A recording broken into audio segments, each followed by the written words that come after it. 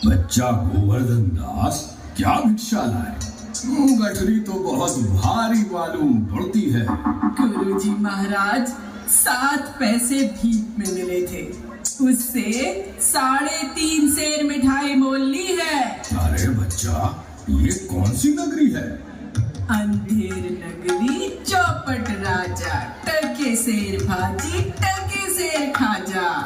तो बच्चा, ऐसी नगरी में रहना उचित नहीं है जहाँ टके सेर भाजी और टके सेर खाजा बिकता है।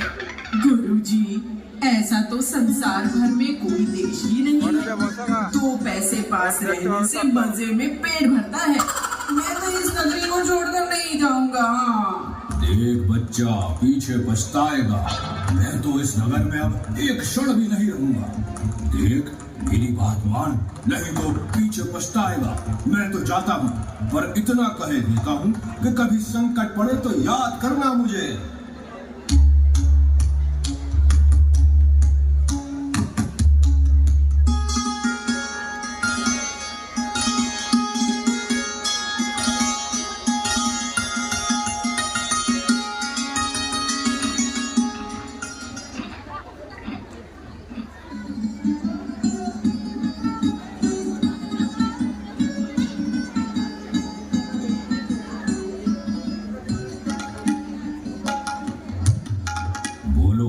क्या हुआ? महाराज, कल्लू बनिए की दीवार गिर पड़ी, सो मेरी पगड़ी उसके नीचे दब गई। दुहाई है महाराज, न्याय हो। अच्छा, तो कल्लू बनिए को पकड़ लाओ।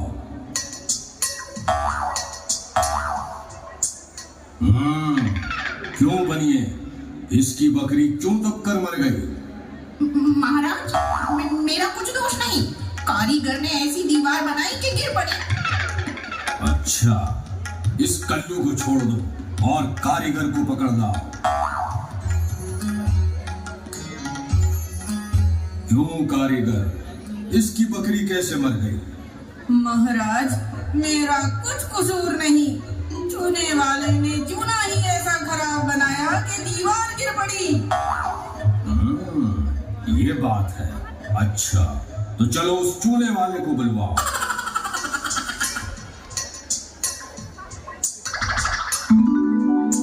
क्यों चूने वाले, तुमने खराब चूना क्यों दिया? महाराज, मेरा कुछ दोष नहीं। अब भिश्ती ने चूने में पानी ज्यादा डाल दिया, इसी से चूना कमजोर हो गया होगा। हाँ। अच्छा, अब समझ आई बात। तो चलो उस भिश्ती को लाओ।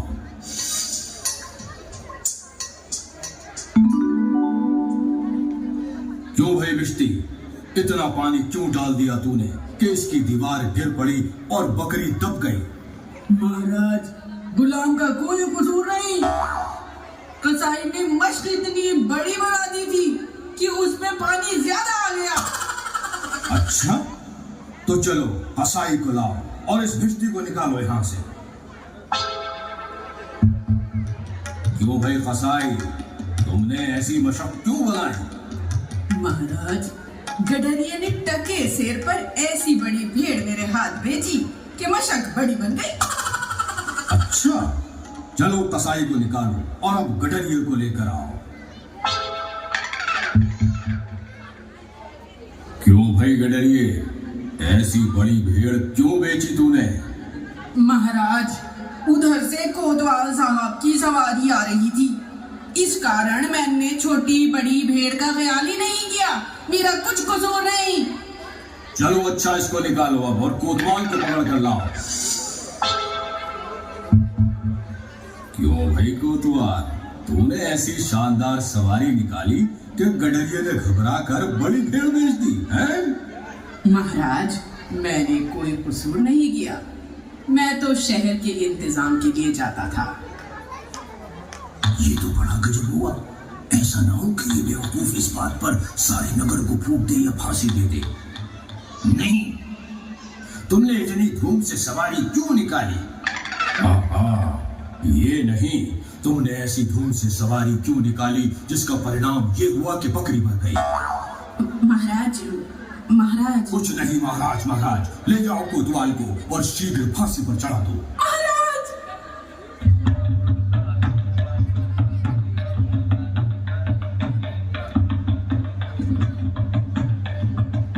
गुरुजी ने हमको नाहक यहाँ रहने को मना किया था। माना कि देश बहुत बुरा है, पर अपना क्या, हम किसी राजकाज में थोड़े ही हैं कि कुछ डर हो।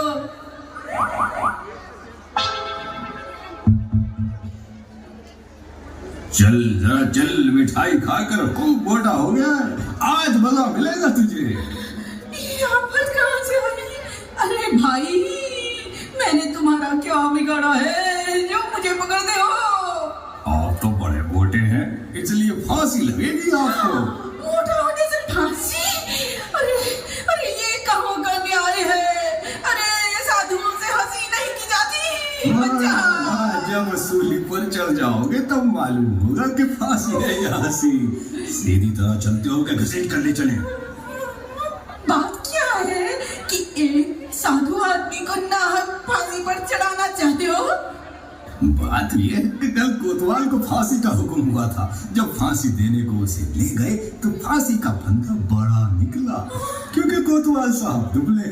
हम लोगों ने महाराज से अर्ज की, इस पर हुक्म हुआ कि एक मोटा आदमी पकड़कर फांसी दे दो, क्योंकि बकरी मरने के अपराध में किसी न किसी को सजा होना जरूरी है, नहीं तो सच्चा न्याय न होगा। हे प्रभु,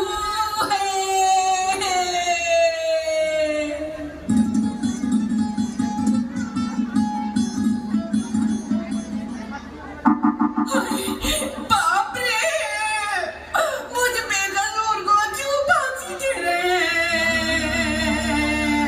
अरे भाइयों, कुछ तो धर्म का ख्याल करो। अरे मुझे छोड़ दो। हाय हाय हाय, मैंने गुरुजी का कहना ना माना, उसी का फल है। गुरुजी, गुरुजी कहाँ हो? गुरुजी, गुरुजी।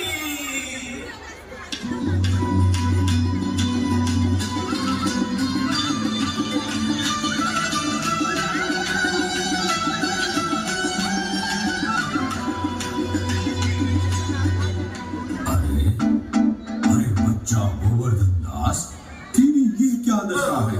गुरुजी,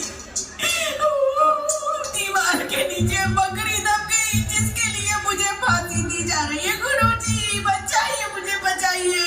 अरे बच्चा, मैंने तो तुझसे पहले ही कहा था कि ऐसे नगर में रहना ठीक नहीं, पर तूने मेरी बात नहीं सुनी। मैंने आपका कहा नहीं माना, उसी का फल मिला मुझे। बचाइए गुरुजी, बचाइए। कोई चिंता नहीं, कोई चिंता नहीं, नारायण सब ठीक करेंगे। अरे सुनो, मुझे अपने शिष्य को अंतिम उपदेश देने दो। तुम लोग जरा चलो किनारे हो जाओ। महाराज, हम हट जाते हैं, आप बेशक उपदेश दीजिए।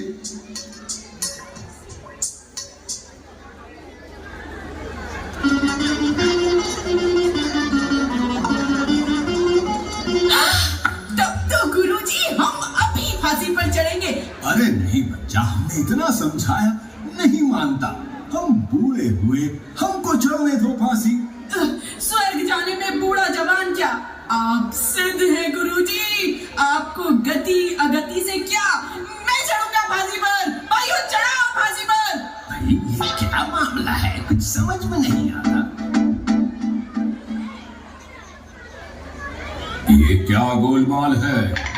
महाराज, चेला कहता है मैं फांसी चढ़ूंगा, गुरु कहता है मैं फांसी चढ़ूंगा, कुछ नहीं मालूम पड़ता क्या बात है।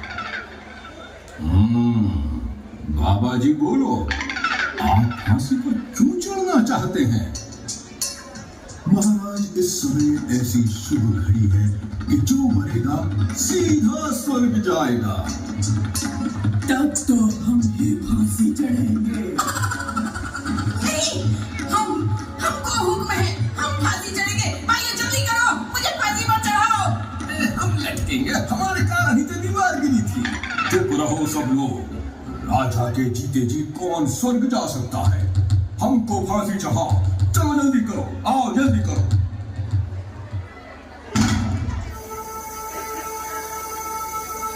मूल्य, अनुभव, समझ, लालच, बुरी बला, यथा राजा तथा प्रजा।